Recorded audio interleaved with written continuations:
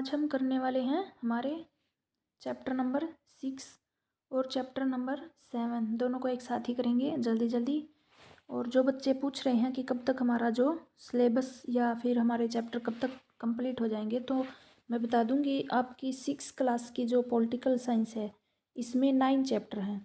तो 6 और 7 चैप्टर मैं आज ही कंप्लीट करवाऊँगी, फिर 8 और 9 कल कंप्लीट हो जाएंगे और फिर आपकी 6 क्लास की एनसीईआरटी जो है पूरी कंप्लीट हो जाएगी। आपने अगर पीछे की वीडियो नहीं देखी है तो आप जो है हिस्ट्री, पॉलिटिकल और ज्योग्राफी तीनों की मैंने अलग से प्लेलिस्ट बनाई हुई है, आप उसमें देख सकते हैं पूरी वीडियो। फिर हम जल्दी जल्दी कोशिश करेंगे कि आपके एग्ज़ाम तक जो है कंप्लीट करने की कोशिश करें। जो इम्पोर्टेंट होगा ना वही हम कराने की कोशिश करेंगे। मैं पढ़कर देख लूँगी कि कौन सा जो है चैप्टर या कौन सी क्लास में कौन सा सब्जेक्ट जो है ज़्यादा इम्पोर्टेंट आता है, तो मैं पूरी कोशिश करूँगी भाई जल्दी जल्दी करवाने की। तो आज हम करने वाले हैं गांव का प्रशासन और चैप्टर नंबर 7 में होगा नगर का प्रशासन, शहरों का, कि नगरों में किस तरह से काम करता है, कौन करता है, किस तरह से इतने बड़े शहरों की जिम्मेदारी किसके कंधों पर होती है और गांव में जो है शासन कैसे चलता है, लोग किस तरह से अपनी जीविका कमाते हैं और गांव में क्या क्या लोगों का फ़ायदा होता है, गरीब लोगों को क्या क्या सुविधाएं मिलती हैं। तो हम पढ़ेंगे पहले गांव के प्रशासन के बारे में। तो वीडियो को बिना कहे लाइक कर देना भाई, लाइक और कमेंट ज़रूर कर देना वीडियो में। तो हम देखते हैं भारत में कितने गांव के बारे में बताया है। 6 लाख से अधिक गांव है और उनकी पानी, बिजली, सड़क आदि की ज़रूरतों को पूरा करना इतना आसान काम तो है नहीं। इसके अलावा ज़मीन के दस्तावेज भी, रख रखाव और जो ज़मीनों को लेकर आपस में जो झगड़ा और बंटवारा होता है ना, उनके विवाद हैं, उनको निपटाने की भी ज़रूरत पड़ती है। इन सब की व्यवस्था के लिए गांव का प्रशासनिक ढांचा होता है। तो इसी के बारे में हम आज पढ़ेंगे कि गांव में कौन कौन काम करता है, इन सब की जिम्मेदारी कौन उठाता है। तो ये हमारा चैप्टर, ये कहानी है एक गांव में, कहानी का माध्यम से ही ये चैप्टर हमारे स्टार्ट होंगे। ये जो कहानी है वैसे तो देखने में ऐसे लगेगी कि ज़्यादा इम्पोर्टेंट नहीं है कहानी है, लेकिन छोटी छोटी चीज़ें इसमें से हमें पता चलेंगी जो एग्जाम में पूछी गई है। तो गांव में झगड़े के बारे में बताया है। मोहन एक किसान है, कोई इंसान है मोहन, और उसके परिवार के पास थोड़ी सी ज़मीन है, खेती हर ज़मीन, जिस पर कई सालों से वे खेती कर रहे हैं। और उसके खेत से लगा हुआ, किसका खेत है, रघु का, उसके पड़ोस का खेत। दोनों खेत एक छोटी सी मेड़, क्या है, मेड़ से अलग होते हैं, यानी जो एक एक खेत ये है और इसके पास वाला खेत, ये छोटी सी मेड़ है इन दोनों के बीच में।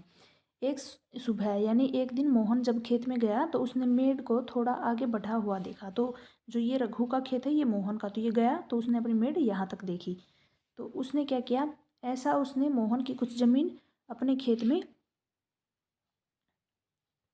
मिला ली है। उसको क्या लगा कि रघु ने जो है अपनी जो उसकी ज़मीन है उसे अपने खेत में मिला लिया, अपने खेत का आकार बढ़ा लिया है। मोहन को बहुत गुस्सा आया, मगर वह थोड़ा डर गया था। किस लिए, क्योंकि रघु का परिवार बहुत ज़मीन उसके पास ज़्यादा थी, रघु के परिवार के पास, वो अमीर था। इसके अलावा उसके ताऊ जो है गांव के सरपंच भी थे। फिर मोहन ने हिम्मत जुटाई और रघु के घर पहुंच गया। दोनों के बीच कहा सुनी हुई। रघु ने तो मानने से इनकार कर दिया कि उसने मेड़ को आगे बढ़ाया है। थोड़ी देर में झगड़ा शुरू हो गया। तो इस तरह से क्या हो गया, उन दोनों के बीच में झगड़ा हो गया ज़मीन को लेकर। रघु ने अपने एक मजदूर को बुला लिया और दोनों मिलकर मोहन पर चिल्ला रहे थे। फिर उन्होंने मोहन को मारना स्टार्ट कर दिया। हो हल्ला सुनकर पड़ोसी आ गए थे और उन्होंने देखा कि मोहन की पिटाई हो रही थी।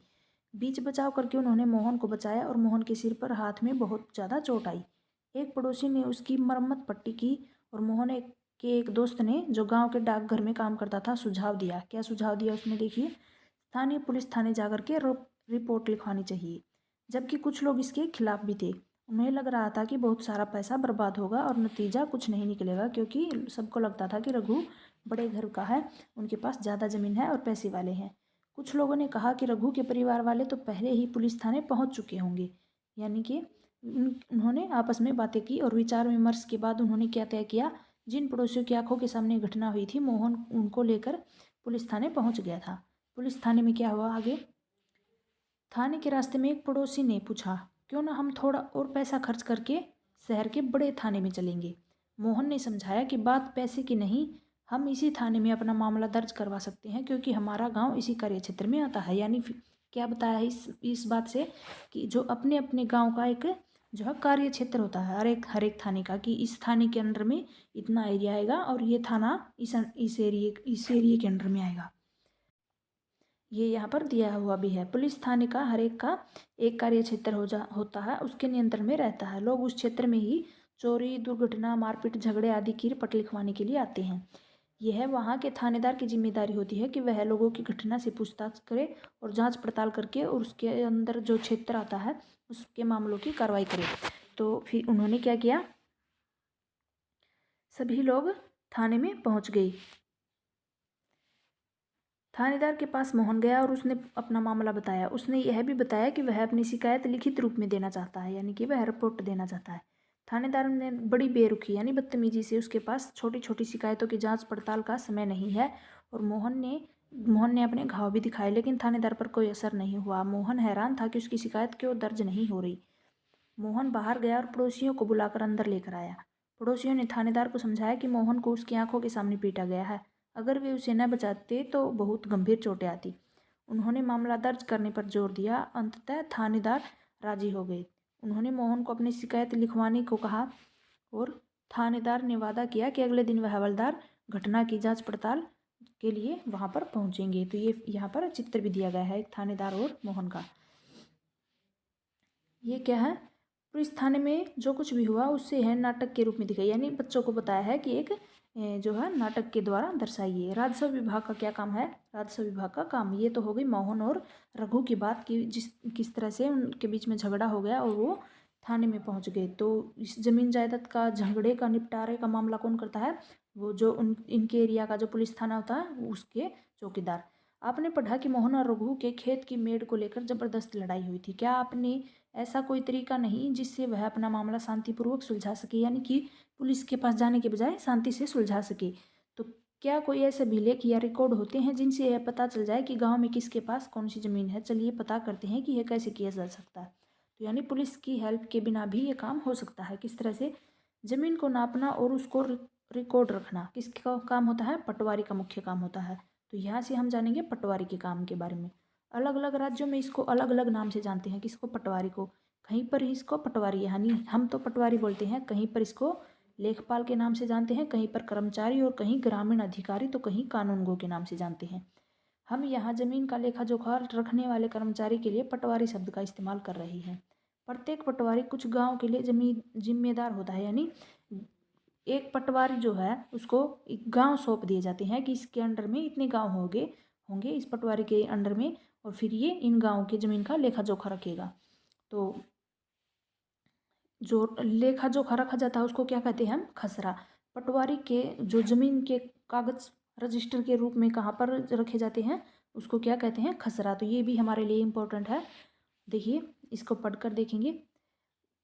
पटवारी कुछ गांव के लिए जिम्मेदार होता है। अगले पृष्ठ पर दिए गए नक्शे, यानी आगे एक नक्शा दिया गया है और उसके अनुसार बने खसरे यानी रजिस्टर के विवरण को देखिए। यह पटवारी द्वारा रखा गया गांव के लोगों की जमीन का एक रिकॉर्ड का हिस्सा है, यानी इन्होंने एग्जाम्पल के तौर पर एक दिया गया है। ये देखिए आपका खसरा, यहाँ पर जो है जो जमीन के बारे में दिया गया है, कितनी फसल पर बुआई की, कितनी फसल जो है कौन सी फसल बोई गई और कितना एरिया किसके अंडर में आता है।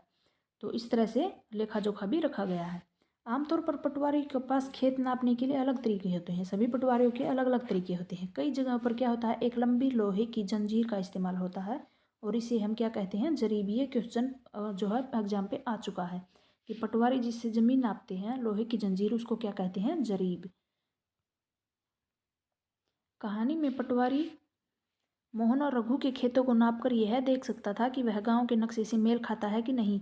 अगर वह नक्शे से मेल नहीं खाता तो उसको पता चल जाएगा कि मेड़ खिसकाकर खेत की सीमा बदली गई है, यानी उसके पास जो लेखा जोखा है उससे वह मिलान कर लेगा। पटवारी किसानों से भूमि कर भी इकट्ठा करता है, यानी भूमि पर जो कर लगता है वो इकट्ठा करता है पटवारी। सरकार को अपने क्षेत्र में उगने वाली फसलों के बारे में जानकारी देता है और यह काम वह अपने रिकॉर्डों के आधार पर करता है। तो पटवारी का क्या काम है, एक तो लोगों से ज़मीन के लिए कर लेगा, और जो है ज़मीन कितने एरिए में कितनी फसल उगी इन सब का रिकॉर्ड रखेगा और सरकार को देगा। ये है एक नक्शा। ये देखिए, ये तो चिन्ह दिए गए हैं यहाँ पर, प्रतीक। कोई भी नक्शा बनाने के लिए वहाँ पर प्रतीक दिए जाते हैं, और ये है एक नक्शा बनाया गया है, ये खेत है, ये खेत है, ये खेत है, ये यहाँ पर कुआं है, ये भी कुआं है, ये पेड़ है, और ये क्या है, चरागाह है, एक यहाँ पर है, और ये कुआं है, ये पक्की सड़क है। इस तरह से एक जो है लेखा जोखा रखने के लिए नक्शा तैयार किया गया है गाँव का, खेतों का। और एक पैराग्राफ यहाँ दिया गया है, किसानों को अक्सर अपने खेत के नक्शे और रिकॉर्ड की ज़रूरत पड़ती है। किस लिए? क्यों आपस में झगड़ा होता रहता है गांव में, किसने ज़मीन ले ली, इसने ले ली। इसके लिए उनको कुछ शुल्क देना पड़ता है और किसानों को इसकी नकल पाने का भी अधिकार है। यानी एक कच्चा कागज किसान अपने पास रखते हैं अपनी ज़मीन का, और एक किसके पास होता है, पटवारी के पास। हालांकि कई बार उनको ये रिकॉर्ड आसानी से नहीं मिलते हो और लोगों को उनको हासिल करने के लिए मुश्किलों का भी सामना करना पड़ता है। कई राज्यों में ये सारे रिकॉर्ड किसके द्वारा, कंप्यूटर में डालकर पंचायत के दफ्तर में रखे गए। यानी गांव में कहाँ पर रखे गए? पंचायत के दफ्तर यानी सरपंच के पास, ताकि वे आसानी से लोगों को उपलब्ध हो सकें और नई सूचनाओं के अनुसार नियमित रूप से दुरुस्त होते रहें।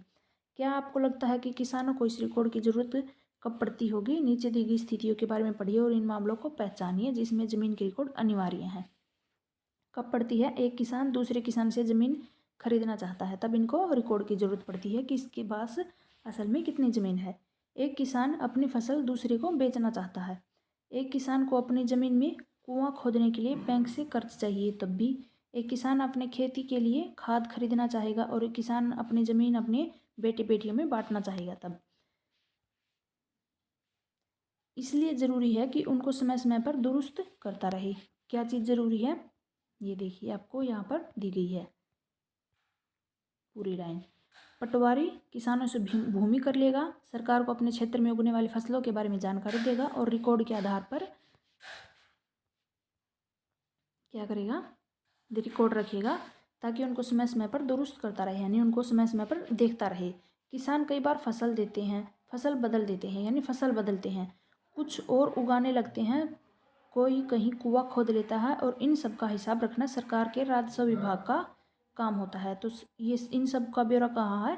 राजस्व विभाग का। इस विभाग के वरिष्ठ लोग इस काम का निरीक्षण करते हैं। जो इस राजस्व विभाग में होंगे वो इस चीज़ों इन कामों का निरीक्षण करेंगे कि कहाँ पर कौन सी फसल बोई है, कहाँ पर कुआं खोदा गया है।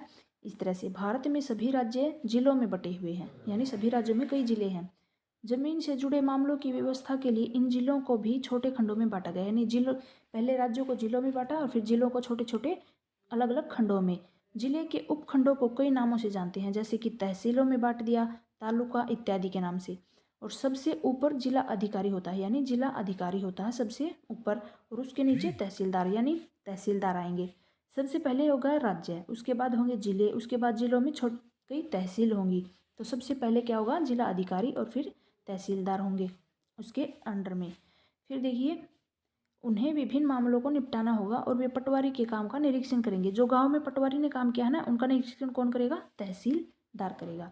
और यह सुनिश्चित करते हैं कि रिकॉर्ड सही ढंग से रखे जाएं और राजस्व विभाग यानी विभिन्न तरह का कर इकट्ठा होता रहे। वे यह भी देखते हैं कि किसानों को अपने रिकॉर्ड की नकल आसानी से मिल जाए, यानी जो किसान होते हैं उनके पास नकल आसानी से प्राप्त हो सके, इस तरह वे संभाल कर रखेंगे। वे विद्यार्थियों को जरूरत पड़ने पर जाति प्रमाण पत्र आदि भी जारी करते हैं। तो हम जो जाते हैं ना कि अपनी अपनी तहसील में जाकर जाति प्रमाण पत्र बनवाएंगे, तो कौन किसके सिग्नेचर होते हैं? तहसीलदार के। ये बात तो सभी को पता है कि तहसीलदार के सिग्नेचर के बिना हम ये जो है जो जाति प्रमाण पत्र वगैरह, डोमिसाइल वगैरह बनवाते हैं ना, इनमें काफ़ी ज़रूरत होती है तहसीलदार के जो है उनके सिग्नेचर की। दफ्तर और ज़मीन से जुड़े विवाद के मामले सुने जाते हैं। एक नया कानून कौन सा बनाया गया था? 2005 में हिंदू अधिनियम धारा 2005 में एक नया कानून, उसके बारे में हम जानेंगे। जब हम उन किसानों के बारे में सोचते हैं जिनके पास ज़मीन है, तो आमतौर पर हमारे ध्यान में पुरुष होते हैं। यानी जब भी किसानों का नाम लिया जाता है तो किसान कौन होता है? आमतौर पर हमारे दिमाग में किसका नाम आएगा? पुरुषों का, यानी किसी आदमी का नाम किसान। किसान तो महिलाएं भी हो सकती हैं, तो कई बार ये नहीं बोलते कि महिला किसान, सिर्फ यही बोलते हैं सीधा किसान। किसान का नाम लेते ही हमारे एक जो दिमाग में तस्वीर छप जाएगी किसी इंसान की, यानी आदमी की। महिलाओं की हैसियत खेतों में काम करने एक मददगार भर की मानी गई, यानी महिलाएं क्या है? सिर्फ खेतों में काम करने वाले जो लोग होते हैं आदमी, उनकी हेल्प करने के रूप में मानी गई है। उनके बारे में ज़मीन के मालिक के रूप में कभी नहीं सोचते, यानी कभी भी नहीं सोचते कि ज़मीन का मालिक एक औरत भी हो सकती है, हमेशा एक आदमी को ही माना गया है। अभी तक कई राज्यों में हिंदू औरतों के परिवार की ज़मीन में हिस्सा भी नहीं मिलता, यानी कि औरतों को क्या है, ज़मीन में हिस्सा भी नहीं मिलता हिंदू समाज में। पिता की मृत्यु के बाद ज़मीन किसमें बट जाती है, बेटों में। हाल ही में यह कानून बदला गया है और नए कानून के मुताबिक क्या किया गया, हिंदू परिवारों में बेटों बेटियों और उनकी माँ को ज़मीन में बराबर हिस्सा मिलेगा। यानी बाई चांस ऐसा ना हो, लेकिन अगर किसी भी परिवार में, परिवार का मुखिया है कोई आदमी, उसकी एक बीवी है, उसके 2 या 3 बच्चे हैं, मान लो एक बेटी हो गई 2 बेटे हो गए। पहले क्या होता था, अगर पिता मर गया तो वो ज़मीन कहाँ जाती थी, दोनों बेटों के पास। ये माँ और बेटी को कुछ भी नहीं मिलता था। लेकिन अब कानून बदल गया है 2005 के बाद। जो पिता है, पिता की जो एक्सपायर हो गई तो उसकी ज़मीन कहाँ जाएगी, सब में बराबर बटेगी। माँ के पास जाएगी, बेटी के पास और दोनों बेटों के पास बराबर। ये नहीं कि सीधे अपने बेटों में बट गई। तो यह कानून सभी राज्यों में, केंद्र शासित प्रदेशों में भी लागू होगा। इस कानून में बड़ी संख्या में औरतों को फायदा होगा। और उदाहरण के लिए सुधा एक खेतीहर परिवार की सबसे बड़ी बेटी है। सुधा कौन है, एग्जाम्पल दिया गया है इस सुधा नाम का, वो अपने परिवार में सबसे बड़ी बेटी है, शादीशुदा है और पास के गांव में ही रहती है। अपने पिता की मृत्यु के बाद सुधा अक्सर खेती के काम में माँ का हाथ बटाने आती है और उसकी माँ ने पटवारी से कहा कि जमीन पर अब बेटे के साथ साथ उसका और दोनों बेटियों का नाम भी रिकॉर्ड में आ जाए। तो इससे क्या फ़ायदा हो गया लड़कियों को, कि उनको भी ज़मीन में थोड़ा हिस्सा मिलेगा। सुधा की माँ ने बड़े आत्मविश्वास के साथ छोटे बेटे और बेटी की मदद से खेती का काम संभालती है और सुधा इसी निश्चितता में जी रही है कि ज़रूरत पड़ने पर वह अपने हिस्से की ज़मीन से भी काम चला सकेगी। यानी बेटियों को भी कुछ ज़मीन से फ़ायदा होगा और इस बात से वह निश्चित होगी कि मुझे भी अपनी जो ज़मीन, अपना हिस्से का जो ज़मीन है उससे मैं अपना गुजारा कर सकती हूँ। अन्य सार्वजनिक सेवाएं, इनका एक सर्वेक्षण दिया गया है। इस पाठ में हमने सरकार के कुछ प्रशासनिक कार्यों के बारे में पढ़ा था। कि इसके बारे में, प्रशासनिक कार्य यानी एक पुलिस थाने के बारे में हमने पढ़ा था। तो खासकर ग्रामीण क्षेत्र के संदर्भ में पहला उदाहरण कानून व्यवस्था बनाए रखने में के बारे में था। दूसरा क्या था, जमीन के अभिलेख यानी पटवारी के बारे में था। पहले मामले में हमने पुलिस की भूमिका परीक्षण किया। पुलिस ने क्या भूमिका निभाई, अपने एरिया में आने वाले जो क्षेत्र है, उस पुलिस थाने के क्षेत्र में जो एरिया आता है उसके वहाँ के लोगों की चोरी लूटपाट या फिर कोई भी जो है वहाँ पर होता है, तो वहाँ पर सुख शांति के लिए वो काम करेगा। और दूसरा है पटवारी, जो जमीन का लेखा जोखा रखेगा। तो इस कामों का विभाग के अन्य लोगों द्वारा निरीक्षण किया जाता है। इन दोनों के काम को और ऊपर देखा गया, जैसे पुलिस अधीक्षक या तहसीलदार।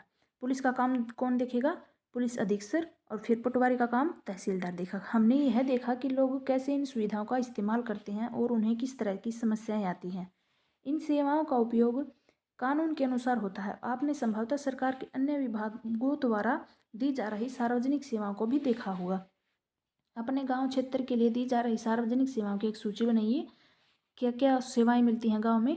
एक तो दूध उत्पादन समिति, जैसे गांव में डेयरी वगैरह है। राशन वाली दुकान, एक सेकंड रुकना, एक राशन वाली दुकान, ये वो दुकान नहीं जो परचूनी की दुकान बोलते हैं गांव में, पैसे दिए और संभालिए। राशन वाली दुकान जैसे वो होती है एक, जहाँ पर जो है वो क्या होता है, राशन कार्ड। हाँ, राशन कार्ड के जरिए गरीबी रेखा के नीचे आने वाले लोगों का जो राशन कार्ड होता है और उस राशन कार्ड से उनको सस्ता सामान मिलता है। बैंक हो गया, पुलिस थाना, बीज खाद के लिए कृषक समिति और डाक बंगला, आंगनबाड़ी, बालवाड़ी, सरकारी स्कूल, प्राथमिक स्वास्थ्य केंद्र और अस्पताल इत्यादि। ये सभी क्या हो गई, हमारी सार्वजनिक सेवाएं गाँव की हो गई। आगे हम अगले चैप्टर में शहरों के बारे में पढ़ेंगे। 3 सार्वजनिक सेवाओं पर जानकारी इकट्ठी कीजिए और अपने अध्यापिका के साथ चर्चा कीजिए। ये इनमें से बताई गई है, जो यहाँ पर एक एग्जाम्पल के तौर पर दी भी गई है। सार्वजनिक सभा, जैसे राशन की दुकान के बारे में बताया है। यह है राशन की दुकान खोली हुई है और 3 लोग आए, उनके पास पीले रंग के कार्ड थे, सबने चावल चीनी खरीदी, मिट्टी का तेल नहीं मिला था। तो इस तरह से सार्वजनिक सेवाओं के बारे में ये था हमारा गांव के प्रशासन के बारे में। सबसे पहले हमने जाना था एक कि जो है पुलिस क्या काम करती है। दूसरा हमने जाना था पटवारी के बारे में। इसमें 2-3 क्वेश्चन हमारे इंपॉर्टेंट बनेंगे। पटवारी को लेकर कि क्या बना था, पटवारी को लेकर कि वो जो लोहे की चैन होती है उसको क्या हम कहते हैं, जरीब कहते हैं। और यहीं पर कुछ था, उसको रिकॉर्ड जो रखा गया है उसको क्या कहते हैं हम, खसरा, है ना। इस तरह की कुछ 2-3 क्वेश्चन यहाँ पर ये रहा। खसरा यानी रजिस्टर, जो जमीन का लेखा जोखा जिस रजिस्टर में रखते हैं पटवारी, इसको क्या कहते हैं, खसरा। और जो जिस जंजीर से ये पटवारी जो जमीन वगैरह को नापते हैं उसको क्या कहते हैं, जरीब। इस तरह के कुछ क्वेश्चन यहाँ से निकल कर आएंगे आपके पेडागोजी में। अगला चैप्टर के बारे में हम पढ़ेंगे जिसमें इसमें हमने जाना था गांव के प्रशासन। अगला चैप्टर होगा शहरों का यानी नगरों का प्रशासन। ये रहा हमारा नेक्स्ट चैप्टर। इसी क्लास में हम कर लेंगे कंप्लीट दोनों चैप्टर एक ही क्लास में। और ये हमारा नगर प्रशासन। हमने पढ़ा गांव के प्रशासन के बारे में, अब हम जानेंगे हमारे नगर प्रशासन के बारे में। तो देखिए, एक गांव के मुकाबले शहर क्या होता है, बड़ा होता है और अधिक फैला हुआ होता है। शहर की गलियां ज़्यादा चौड़ी होंगी, बाजार होंगे, भीड़ भाड़ यानी पानी बिजली की सुविधाएं, अस्पताल, सभी चीज़ें यहाँ पर होंगी।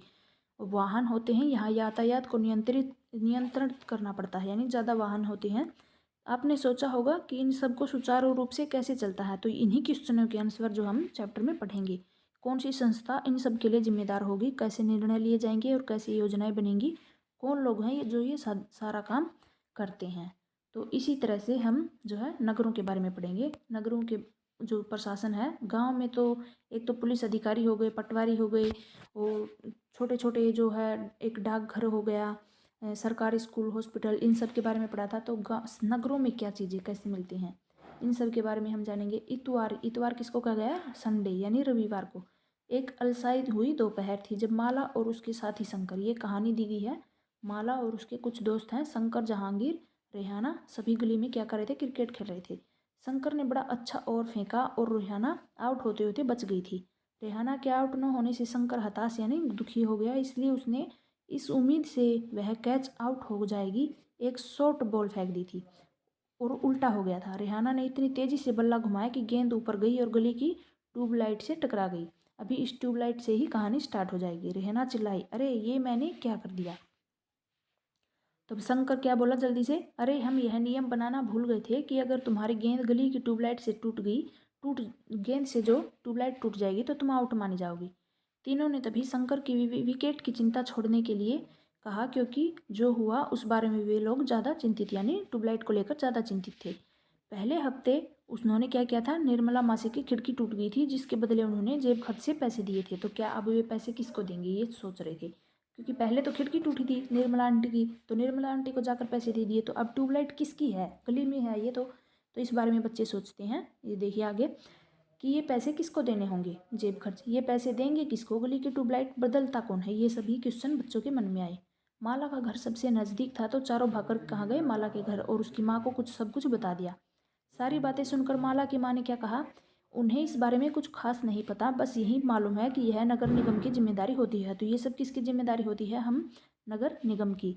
नगर निगम कौन है, कौन इसको चलाता है, उन्होंने सुझाया, यास्मीन खाला से पूछिए। उन्होंने एक सुझाव दिया बच्चों को कि मुझे ज़्यादा नहीं पता, यास्मीन खाला को पूछिए, वे हाल ही में नगर निगम से सेवानिवृत्त यानी रिटायर जिसको बोलते हैं, रिटायर हुई है, जाओ उनसे पूछ लो कि, और माला तुम जल्दी घर वापस आना, अपनी बेटी से कहा। यास्मीन खाला उसी गली में रहती थी और माला की माँ की अच्छी दोस्त थी। चारों दौड़कर खाला के घर पहुंचे और जैसे उन्हें दरवाज़ा खोला तो वे एक साथ किस्सा सुनाने लगे कि इस तरह से हमसे लाइट टूट गई। उनका सवाल सुनकर यास्मीन खाला बड़े जोर से हंस पड़ी और बोली, कोई एक व्यक्ति नहीं है जिसको तुम पैसे दे सकते हो, एक बहुत बड़ी संस्था होती है जिसको हम नगर निगम कहते हैं। ये हमने यहाँ पर जाना कि बहुत बड़ी संस्था होती है जिसको हम नगर निगम कहते हैं, जो नगरों की काम करती है। आगे देखिए, यह सड़कों पर रोशनी की व्यवस्था करती है, कूड़ा इकट्ठा करने में, पानी की सुविधा उपलब्ध कराने में, सड़कों बाजारों की सफाई का काम करती हैं। तो ये सब काम कौन करते हैं, नगर निगम। माला बोली, हाँ हाँ मैंने नगर निगम के बारे में सुना है, मैंने शहर में बोर्ड देखे हैं जो नगर निगम द्वारा लोगों को मलेरिया के बारे में बताने के लिए लगाए गए थे, यानी मलेरिया बीमारियों से भी जो है अवगत कराती है नगर निगम।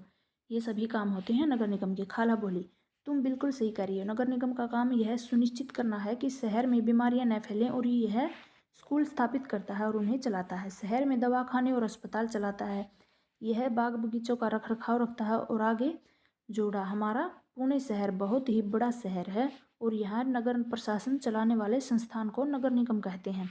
तो क्या कहा, हमारे पुणे शहर जो है बहुत बड़ा है और बड़ा शहर है, और यहाँ पर नगर का प्रशासन चलाने वाले संस्थान को क्या कहते हैं, नगर निगम कहते हैं।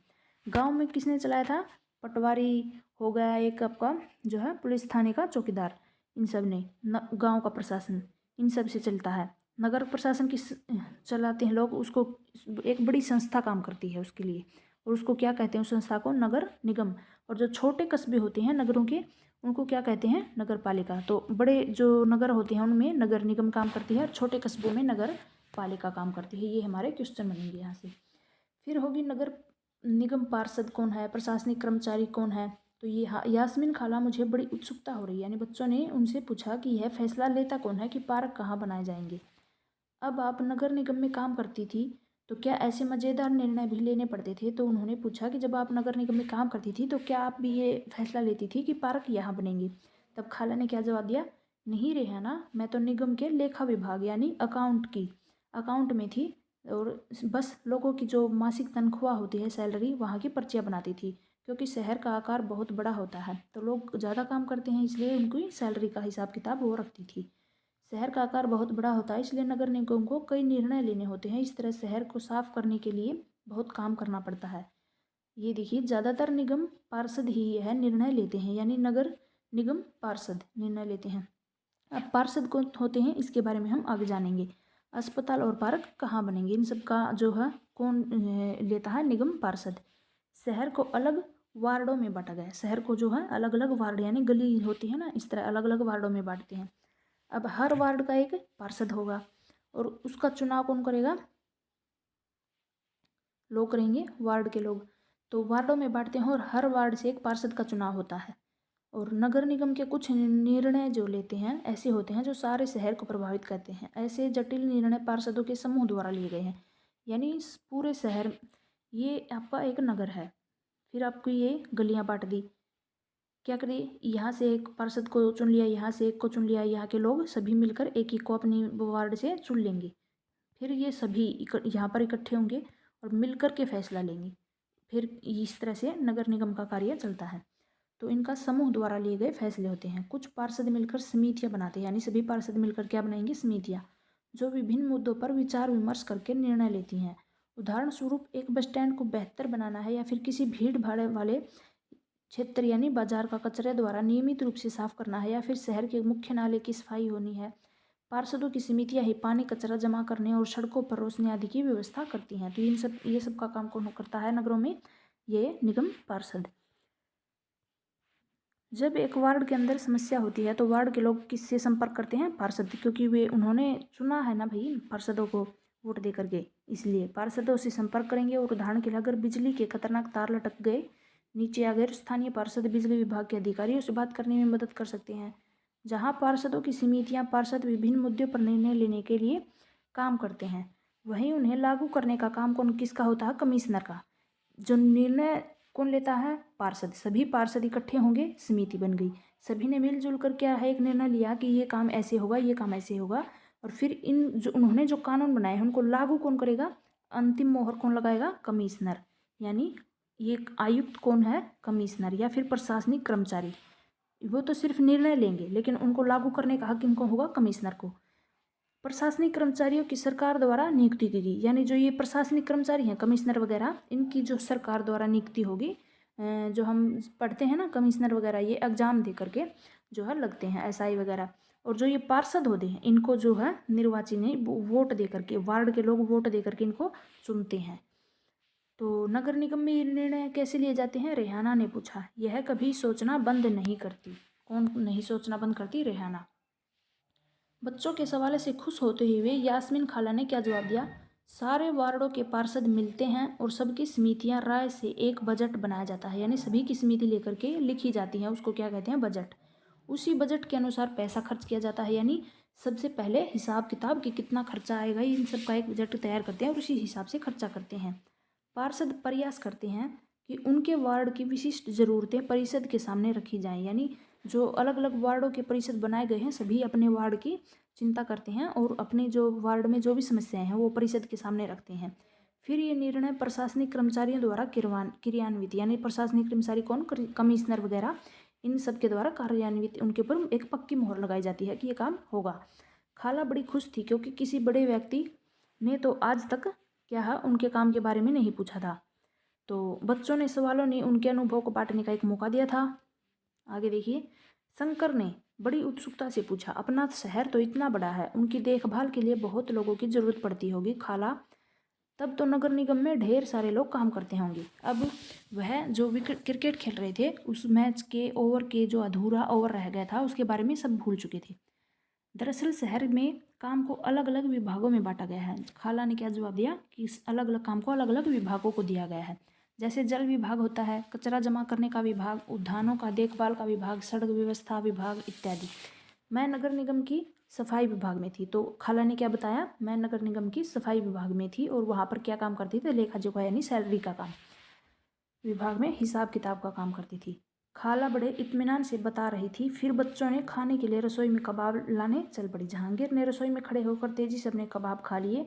फिर ऊंची आवाज़ में वहीं से बोला, यास्मीन खाला, नगर निगम जिस कूड़े कचरे को इकट्ठा करता है वह कहाँ जाता है, यानी कूड़ा कचरा जो लोग इकट्ठा करते हैं वो कहाँ पर जाता है। बाकी बच्चे भी कबाब खा रहे थे। यास्मीन खाला ने बताना शुरू किया। इस सवाल का जवाब बड़े मज़ेदार है। जैसा कि तुम जानते हो, कचरा लगभग हर गली में ही फैला रहता है। पहले हमारे पड़ोस का भी यही हाल था। चारों तरफ कूड़ा कचरा था और अगर अगर जो कूड़ा कचरा होगा नहीं हटाएंगे तो वहाँ क्या होगा, मक्खियाँ, कुत्ते या चूहे जो हैं वहाँ पर घूमेंगे और बदबू से बीमार जो है पड़ जाते हैं। एक और बुरी बात थी कि बच्चों को गली में क्रिकेट खेलना छोड़ दिया था क्योंकि घर वालों को डर लगता था कि गली में अधिक समय रहने से बच्चे बीमार हो जाएंगे। फिर क्या हुआ, लोगों का विरोध कचरे के। उन्होंने एक कहानी सुनाई थी इस जवाब पर कि जो ये कचरा इकट्ठा करते हैं वो कहाँ जाता है। तो उन्होंने एक कहानी सुना दी थी, अपनी ही गली में जो कचरा था पहले वो कहाँ गया, कैसे साफ हुआ। तो ये कहानी, एक सेकंड, यास्मीन खाला ने अपनी बात जारी रखी और मोहल्ले की औरतें इन सब से बड़ी नाराज़ थी, यानी कचरा इकट्ठा था वहाँ पर, इसलिए वे सलाह लेने मेरे पास भी आई थी और मैंने उन्हें कहा कि मैं विभाग के किसी अधिकारी से इस मामले में बात करने की कोशिश करूंगी, मगर मैं भी निश्चित तौर पर यह बात नहीं कह सकती कि इसमें कितना समय लगेगा, यानी कितना टाइम लग जाएगा। इस पर गंगाबाई ने बताया कि हमें अपने वार्ड के पार्षद के पास जाना चाहिए, यानी समस्या को लेकर जाना चाहिए, क्योंकि उन्होंने वोट देकर उसे चुना है, इसलिए अपने वार्ड के साफ सफाई या ध्यान रखने के लिए। फिर उन्होंने विरोध प्रदर्शन करना चाहा। गंगाबाई ने महिलाओं के एक छोटे समूह को इकट्ठा किया और पार्षद के घर पहुंच गई थी। सभी औरतें घर के सामने जाकर नारे लगाने लगी और पार्षद घर के बाहर निकले और उन्होंने उनकी समस्या के बारे में पूछा। गंगाबाई ने अपने मोहल्ले की खराब हालत बयान की। गंगाबाई ने क्या किया, जो मोहल्ले में कचरा इकट्ठा हो गया था उसके बारे में उसको बताया पार्षद को। पार्षद ने इन महिलाओं से वादा किया कि वे अगले दिन उनके साथ आयुक्त से मिलने जाएंगे और साथ ही गंगाबाई को मोहल्ले के सारे वयस्कों से एक अर्जी पर दस्तखत करवाने के लिए कहा। अर्जी ये थी कि उनके मोहल्ले से कचरा उठाकर नियमित व्यवस्था की जाए। उन्होंने सुझाव दिया कि कल आयुक्त से मिलने जाते समय स्थानीय सफाई अभियंता यानी इंजीनियर को भी साथ ले जाना अच्छा रहेगा।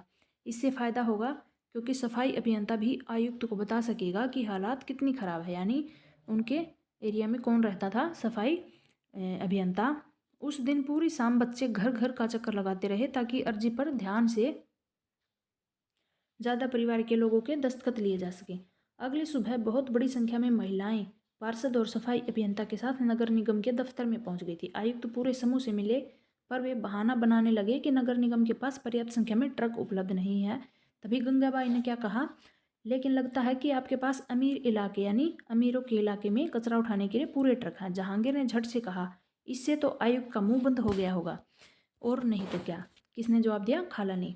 उसने फौरन इंतजाम करने के लिए कहा। यास्मीन खाला ने बताया, गंगाबाई ने आयुक्त को चेतावनी दी कि अगर 2 दिन के अंदर काम नहीं हुआ तो नगर निगम के सामने बहुत बड़ी संख्या में क्या करेंगे, महिलाएं धरना देंगी।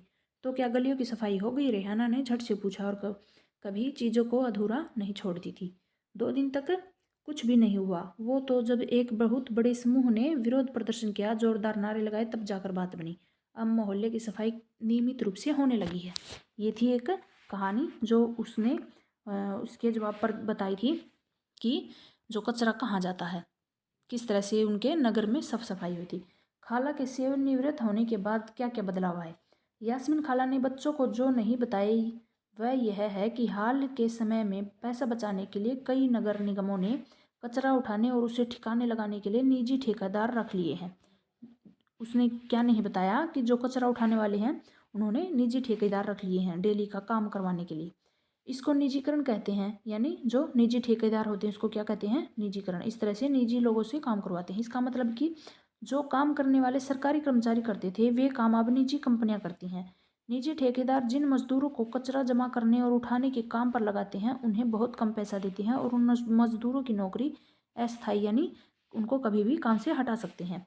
कचरा उठाने का काम काफ़ी खतरनाक भी होता है। अक्सर उनके पास अपनी सुरक्षा के साधन नहीं होते। अगर काम करते हुए वे घायल हो जाएं तो उनकी देखभाल करने वाला कोई नहीं होता। तो इस तरह से उन्होंने, खाला ने जो है बच्चों को ये बातें नहीं बताई थी। क्या कुछ आगे है? हाँ, बच्चों ने गंगाबाई की जो कहानी सुनी थी उससे उनको समझ में आ गया कि गंगाबाई की जो मोहल्ले में इतनी इज्जत क्यों है। ये कहानी सुनने के बाद बच्चों को गंगाबाई की अहमियत पता हो गई थी। बच्चों ने खाला का शुक्रिया अदा किया और जाने के लिए उठ खड़े हुए थे। जाते जाते रेहाना ने क्या कहा, खाला बस एक आखिरी सवाल और है। घर पर अभी जो कूड़ेदान है वो भी क्या गंगाबाई का सुझाव था?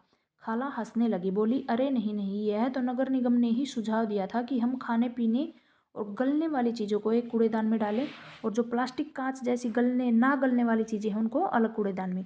जब हम अपने कचरे की छटाई यानी अलग अलग कर देंगे तो निगम वालों को क्या होगा, काम आसान हो जाएगा। बच्चों ने इतने सारे सवालों का जवाब देने के लिए खाला का फिर से शुक्रिया अदा किया और टहलते हुए गली की तरफ चल पड़े थे। बहुत देर हो चुकी थी और उन्हें जल्दी से घर पहुंचना था। आज हमेशा के मुकाबले गली में अंधेरा थोड़ा ज़्यादा था क्योंकि उन्होंने जो लाइट तोड़ दी थी सुबह। उन्होंने ऊपर देखा, फिर मुस्कुराते हुए एक दूसरे को देखा और वापस खाला के घर की तरफ दौड़ पड़े थे। ये थी हमारी एक कहानी। एक पैराग्राफ हमने पीछे शायद छोड़ दिया, उसमें कुछ इंपॉर्टेंट हमें मिलेगा। नगर निगम को पैसा कहाँ से मिलता है, ये वाला। इतने सारे काम करने के लिए बहुत सारा पैसा चाहिए होता है और निगम यह राशि अलग अलग तरीकों से इकट्ठा करती है। तो कौन से तरीके हैं? टैक्स वगैरह लगाकर। यह राशि का बड़ा भाग लोगों द्वारा दिए गए कर यानी टैक्स से मिलता है, यानी जो लोग बिल भरते हैं ना उनसे। वो है कर राशि जो लोग सरकार द्वारा उपलब्ध कराई गई है सुविधाओं के लिए सरकार को देते हैं। सरकार जो उनको बिजली पानी देते हैं ना, उनके लिए लोग उनको बिल भरते हैं। जिन लोगों के अपने घर होते हैं उन्हें तो संपत्ति का कर देना पड़ता है और साथ ही पानी एवं अन्य सुविधाओं के लिए भी कर देना होगा, यानी बिजली का बिल, पानी का बिल, ये सभी। जितना बड़ा घर उतना ज़्यादा कर होगा। निगम के पास जितना ज़्यादा पैसा आता है, जितना पैसा आता है उसमें संपत्ति कर से केवल 20 से 30% पैसा ही आता है, यानी जो संपत्ति कर आता है वो कितना आता है, 25 से 30%। शिक्षा पर भी कर लगता है। अगर आप किसी दुकान या होटल के मालिक हैं तो उस पर भी कर देना होगा, यानी शहर नगरों में हर एक चीज़ पर कर देना होगा। अगली बार जब आप सिनेमा देखने जाएंगे तो टिकट पर ध्यान दीजिएगा, हमें मनोरंजन के लिए भी कर देना है। इस बात से हमें क्या पता चलता है कि अमीर लोग संपत्ति कर देते हैं, वहीं जनसंख्या का एक बड़ा हिस्सा सामान्य तरह से अधिक कर देता है, यानी अमीर लोग जो संपत्ति रखते हैं उसका उन्हें कर देना पड़ता है। ये था हमारा आज का चैप्टर। और ये है एक जो है सूरत की कहानी है, मोटे मोटे पढ़ लेते हैं। 1994 में सूरत शहर में प्लेग फैल गया था और फिर क्या हो गया था, उस वहाँ पर साफ़ सफाई की गई थी। तो अब क्या है, इसमें एक ही क्वेश्चन है। एक तो 1994 में सूरत शहर में प्लेग फैल गया था और अब जो सूरत है दूसरे नंबर पर आता है। पहले नंबर पर है सफाई में कौन, हमारा चंडीगढ़। ये रहा आज की तारीख में। चंडीगढ़ के बाद भारत के सबसे साफ शहर में कौन सा शहर आता है, सूरत। और कभी कभी ये इतना गंदा था कि वहाँ पर बीमारियाँ फैल गई थी। तो ये था हमारा नगर का, नगर निगम, नगर पार्षद और इन सब के बारे में हमने जान लिया। नगरों में कौन काम करता है, नगर निगम, नगर प्रशासन और नगर पालिका इस तरह से यहाँ पर काम करते हैं। और गांव में कौन काम करता है, कमिश्नर बोल रही हूँ मैं।